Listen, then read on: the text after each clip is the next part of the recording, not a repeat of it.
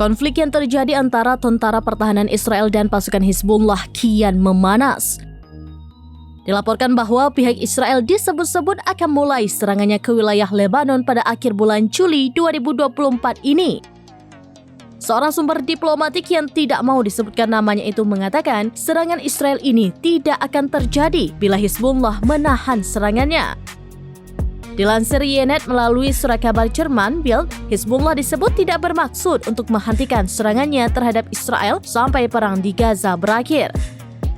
Israel disebut-sebut akan mulai serangannya ke Lebanon pada akhir bulan Juli 2024 ini.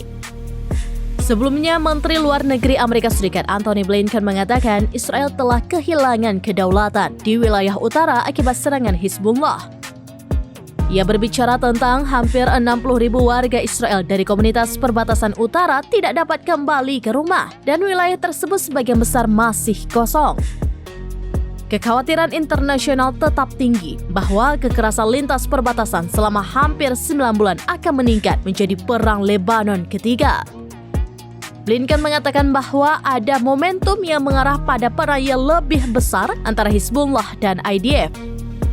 Tetapi secara paradoks tidak ada seorang pun yang benar-benar ingin melihat perang yang lebih besar terjadi.